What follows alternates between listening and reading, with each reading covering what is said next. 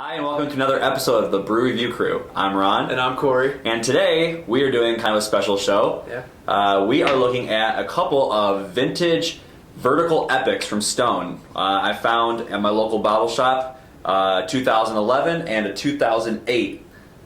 They're extremely different styles of beer, but I thought it kind of be cool to kind of do it side by side, even though they're different styles, and just kind of see how they held up with age and talk about it. Glub, glub, glub, glub, glub, glub, glub, glub, glub, glub, glub. So the Stone Vertical program kind of started in 2002, and I guess what they do every year is they would start with a brew. They would release it the day, the month, and the year after the last brew. So the first one started 02, 02, 02, second one 03, 03, 03, and so on and so forth.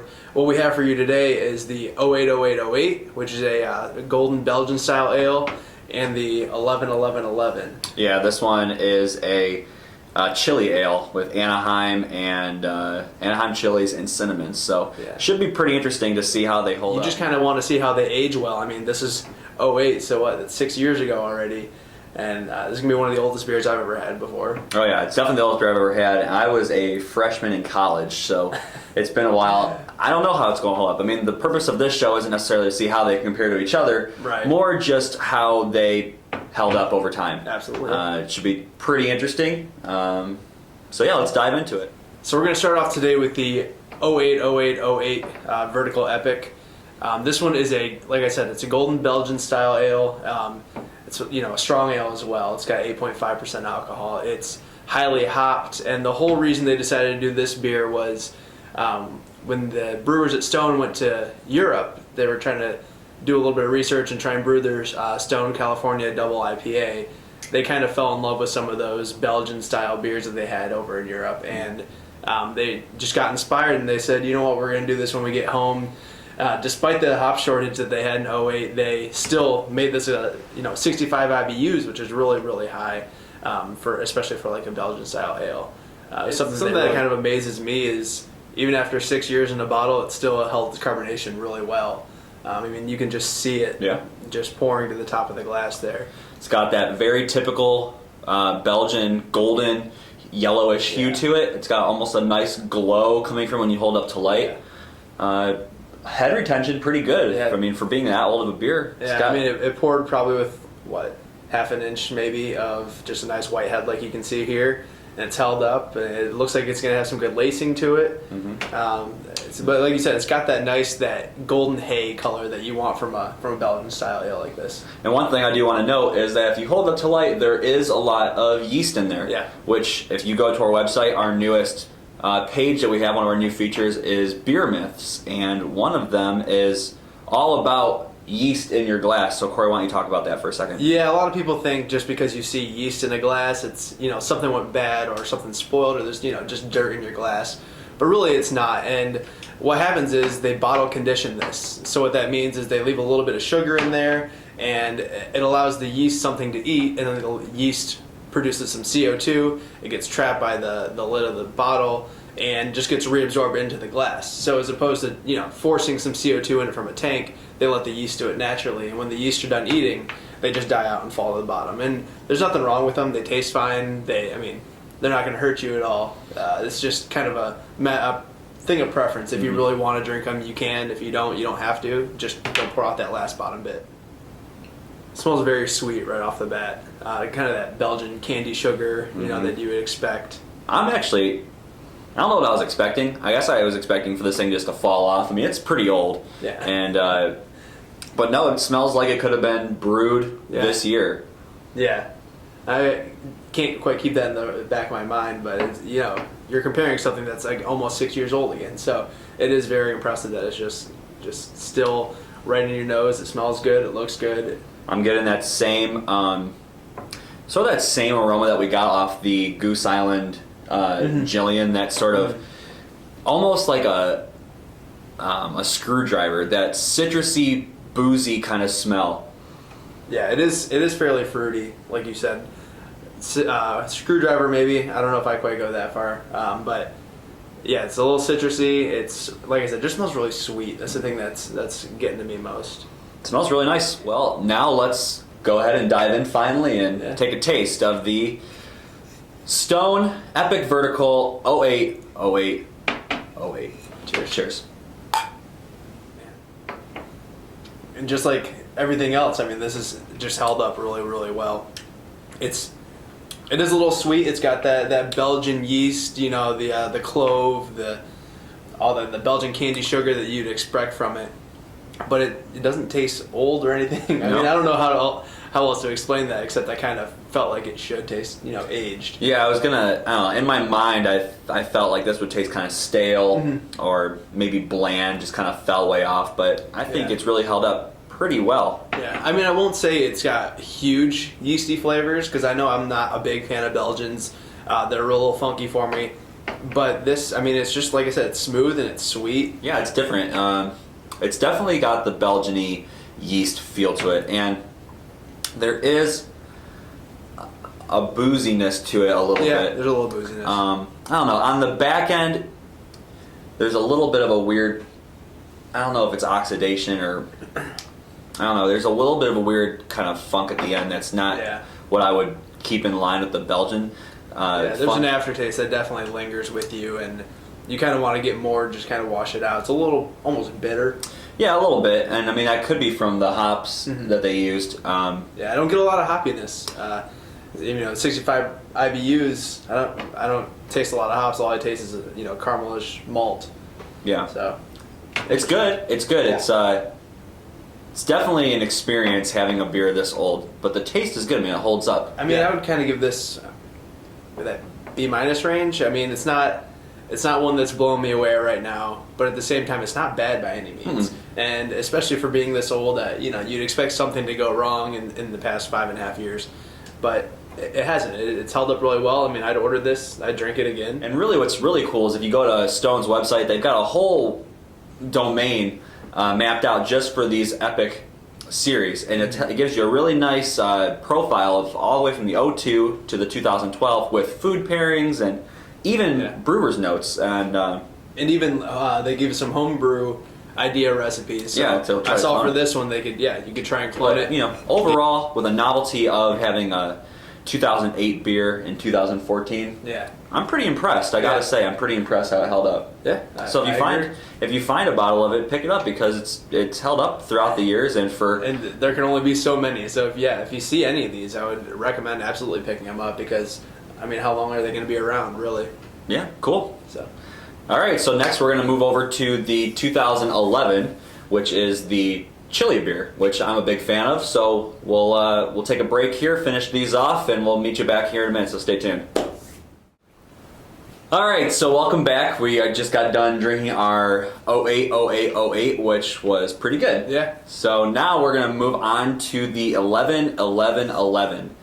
The second to the last in their Vertical Epic series, and this one is supposed to be completely different than the first. This is a chili beer. They made it with Anaheim chilies and cinnamon, which I very much enjoy. I'm very into the whole spicy beer kind of thing. We did kind of have a dud a couple weeks ago with the Mango Magnifico by Founders, which Founders is one of my all-time favorite breweries. They make some fantastic beer, but that one just missed the mark. Yeah, completely for both of us. It was hot. I'll give them that. It was hot, but it wasn't... There's just a real weird sweetness to it. Yeah, very strange beer. Didn't do it for me. So yeah, let's go ahead and pop this open, take a taste, a smell, and let you know what we think about the 11 11 11 chili beer. Yeah. Okay, so let's talk a little bit about how the 11 11 11 looks. To me, completely opaque. Yeah. Can't see through it at all. I mean, not really in a bad way, but it does kind of just look like muddy water, like murky water.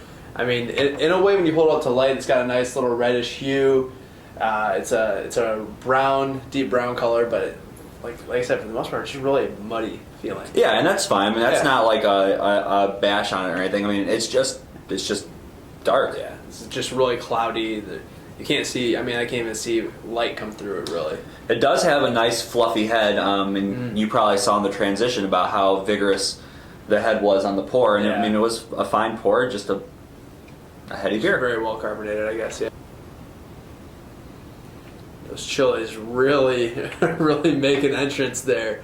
It's definitely, it smells kind of like that capsaicin, like that hot, spicy kind of smell, just like you would expect from like a nice chili pepper. Yeah, I mean it is chili forward all the way, and I guess this is my sole opinion here.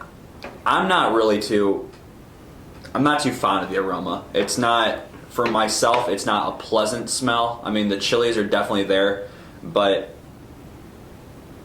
I don't know, there's almost a little bit of It's funny that you say that though, because when we first poured this, he was just like, wow, that aroma. He kind of got taken aback. I didn't have a chance to smell it yet.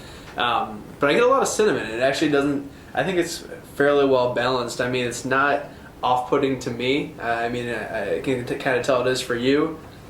But it smells, like chilies and cinnamon. And I kind of think it's intriguing. If let's anything. check out the 11-11-11. Cheers. Yeah. All right. Not a big chili flavor. I mean, a lot of caramel up front from the malt. Kind of towards the end there, I'm getting a little more chili now, but I kind of expected a big punch right away. I'm not getting that. It's definitely not hot. When I smelled it, I was like, whoa, this is going to be one of those mouth burners, but there is definitely a little chili on the back end, but not hot at all. I'm not getting any heat from it at all. There's no lingering heat. Like on the Mango Magnifico, there was a lingering heat. Yeah. Like it was hot, but this is it's actually pretty pleasant. You get the spice, I guess, the spice peppery quality of the chili on the back end, but without the heat, which can be really good if you aren't into spicy food. It's kind of like I want to compare this to maybe like Frank's Red Hot versus Sriracha, because I know you had a good Sriracha experience. But I do like the way it's aged. It's definitely not in your face, bam, hot. It's pretty reserved. I mean, you get the chili profile, which you like, but it's not like spicy burning, which is pleasant. You're right. Yeah, it's one of those just really interesting, complex type beers where you don't want to. I don't want to chug it because I don't know if I like the taste enough to straight up chug it. But little sips, you just keep getting different notes, different profiles, different things with each sip. It's really nice. I mean, it kind of opens up the more we drink it too. It's interesting that the nose and the taste are very, in my mind at least, are very separate. Oh yeah.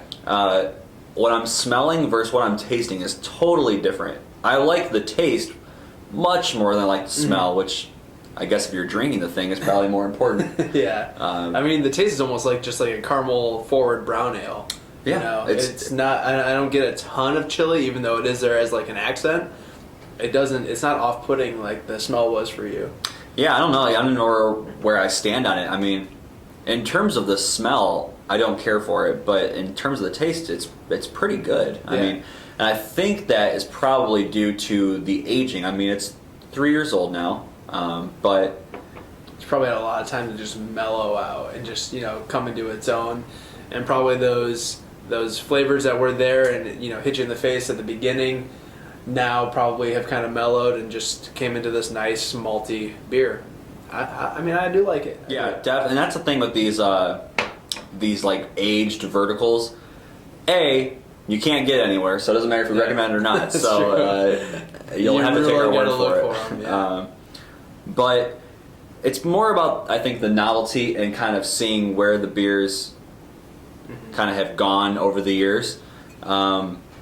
Again, it'd be great if we could get our hands on the same recipe now, which you can, at least a clone of it on their website. But I think over the years, the stuff that I imagine if I would have drank it right now, the aroma that I'm smelling would have more matched the taste that I'm tasting, and I probably wouldn't like it as much as I do.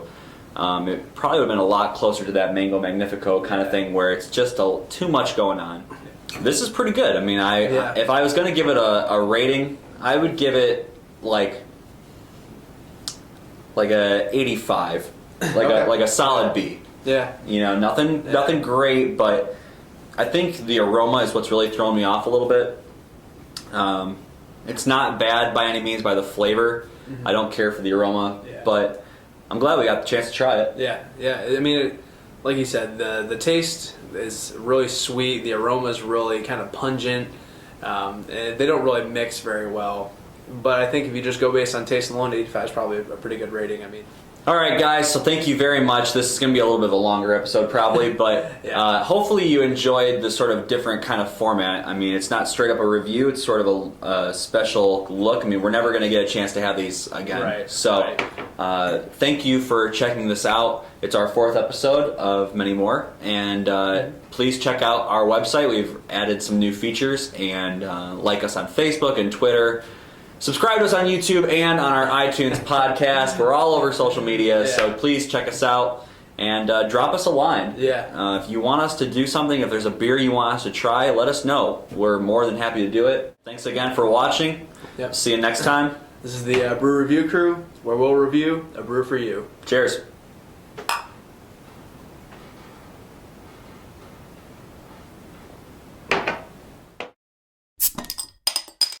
Glub glub glub glub glub glub glub glub glub glub glub.